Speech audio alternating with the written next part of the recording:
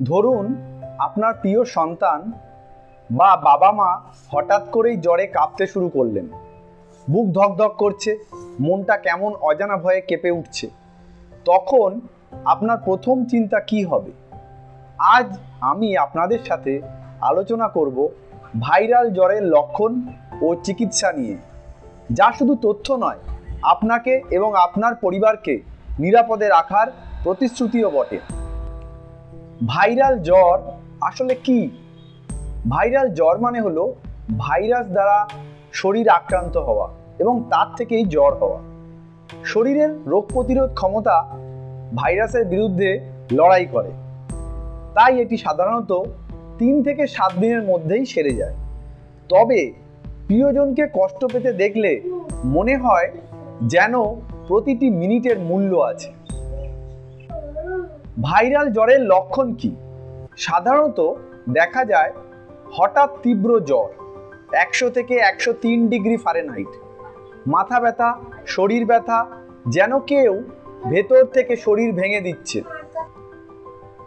সাধারণত দেখা যায় হঠাৎ তীব্র জ্বর 100 থেকে 103 ডিগ্রি ফারেনহাইট, সেই সঙ্গে মাথা ব্যথা, গা হাত পা এবং শরীরের ভেতর থেকে যেন ভেঙে দিচ্ছে।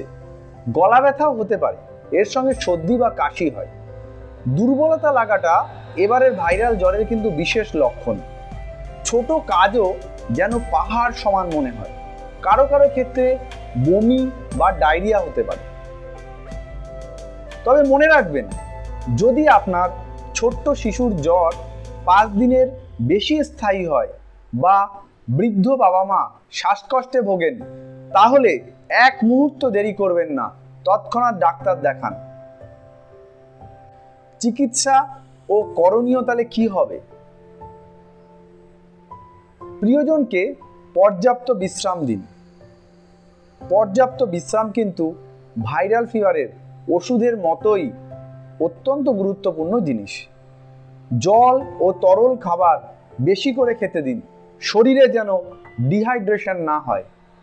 প্যারাসিটামল খাওয়ানো যেতে পারে, তবে অবশ্যই ডাক্তারবাবুর পরামর্শ অনুযায়ী।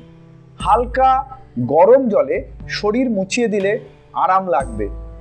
মায়ের হাতের স্যুপ, ভাত, ডাল, খিচুড়ি এসব রোগীকে দ্রুত সুস্থ করে। ভাইরাল ফিভার হলে কোন কোন জিনিস করা যাবে না? নিজে থেকে অ্যান্টিবায়োটিক একদম খাবেন না।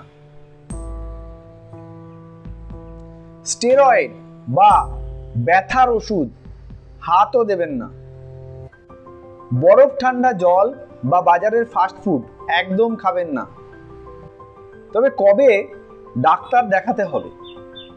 জ্বর 5 দিনের বেশি থাকলে বা 104-এর বেশি হলে অবশ্যই ডাক্তার দেখাতে হবে। সেই সঙ্গে বিশেষ ধরনের রোগী যেমন শিশু, গর্ভবতী মা বা বৃদ্ধদের ক্ষেত্রে বিশেষ সতর্কতা নিতে হবে। গায়ে যদি র্যাশ বেরোয়, শ্বাসকষ্ট হয় বা অজ্ঞান হয়ে যায়, তাহলে জরুরি চিকিৎসা অবশ্যই নিতে হবে। ভাইরাস জ্বরকে বা ভাইরাল ফিভারকে কোনোভাবেই কিন্তু হালকাভাবে নেবেন না, এতে বড় বিপদের মধ্যে পড়তে পারেন। মনে রাখবেন, একটা পরিবারের সুখ ও দুঃখ একে অপরের সাথে জড়িত আছে, তাই আপনার একটুখানি সচেতনতা আপনার প্রিয়জনকে বড় বিপদের থেকে রক্ষা করতে পারে।